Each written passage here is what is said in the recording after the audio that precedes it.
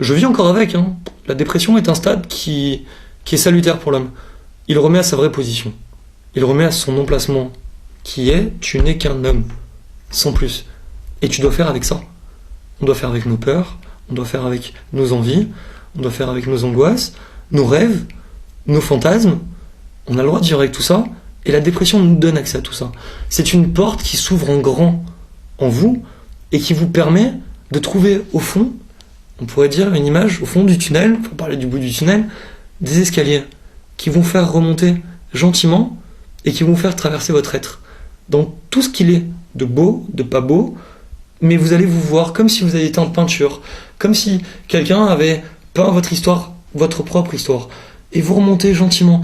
Moi, cette période-là, la dépression, quand j'en suis sorti, je me suis rendu compte de la chance que j'ai eue d'y rentrer. Et quand on dit la chute du cheval, mais au contraire, on chute pour se relever. Le phénix renaît de ses cendres. C'est quelque chose de salutaire. On retourne dans ce qu'on est vraiment, dans le chemin de vie, ce qu'on appelle le curriculum vitae, entre guillemets. Parce que tout le monde nous demande notre CV, notre CV, notre CV. Et bien le moyen de faire son CV, le meilleur moyen, dans le principe, pour raconter ce que l'on est aux gens, et pour être honnête avec soi-même, pour être honnête avec les autres, c'est de toucher le fond, et de se rendre compte de notre nature, de notre... on va dire notre matière, ce qui nous construit.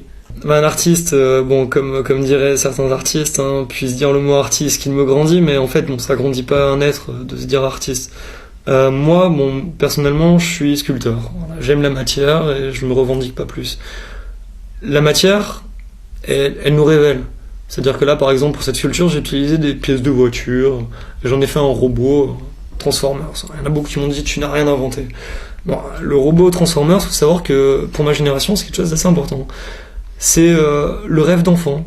L'enfant qui regarde la télé, qui se dit ah, le robot, le robot, le robot. Ben, quand j'ai fait ce robot, j'ai fait mon robot, quoi. C'est l'enfant qui a fait son jouet. C'est pas plus compliqué. Et quand on fait une œuvre, si on peut appeler ça une œuvre, ou un travail, quelconque travail, que ce soit du bois, ou une écriture, ou un reportage, on se doit de mettre une partie de nous à l'intérieur et d'être jaloux que cette partie de nous nous quitte, c'est-à-dire de ne pas vouloir. Et c'est là qu'on a réussi à faire le travail qu'on voulait faire. Et c'est le même principe pour la dépression, c'est que on est fier d'être ce qu'on est quand on en sort. On ressent cette chose qu'on a voulu se donner à soi-même. C'est se révéler à soi-même. C'est quelque chose c'est salutaire. Et quand on fait une sculpture, ou quand on fait une œuvre, ou quand un enfant fait un morceau avec sa terre, qui fait un arbre, ou le Baou Saint-Jeannet, quand on le faisait quand on était petit, en pâte à sel, il y met un peu de son être, il y met de son temps, il y met de sa vie. Et c'est ça justement l'art. L'art, c'est de faire les choses avec passion et avec conviction. Et quand on vit, la vie est un art. La philosophie est un art. On se doit de vivre intensément chaque chose. Que ce soit de la douleur, que ce soit de la gaieté, que ce soit de l'amour, que ce soit autre chose, on se doit de le vivre intensément. J'avais un ami qui s'appelle Bizot. Il a vécu sur le Baou pendant quelques années avec les plantes et en accord avec la forêt. Très bon ébéniste, une personne qui comprenait la matière et qui aime en faire ce qu'il veut un petit peu à son gré. Il me disait, dans la langue française, il y a une chose qui est très belle, c'est quand on te dit « maintenant à demain ». Alors, maintenant, le mot « maintenant », c'est-à-dire quand vous tendez la main à une personne, que vous la prenez. Par exemple, je vous prends votre main, monsieur Marchou. Je vous tiens la main. Maintenant. Et maintenant, c'est quoi le présent? On tient le présent de sa main tenant. Et quand on dit « à demain », le futur, eh ben on le tient encore plus à demain, pour pas qu'il s'échappe. Et on en fait le présent du maintenant. Vous voyez ce que je veux dire? C'est toutes ces petites choses-là sur lesquelles il faut s'arrêter. Et ça, c'est une chose que j'ai appris à 16 ans, 17 ans, pour mon anniversaire. Il m'a serré la main en disant « maintenant, à demain ». Et cette chose-là, elle m'a marqué. Et à l'heure d'aujourd'hui, j'en comprends le sens.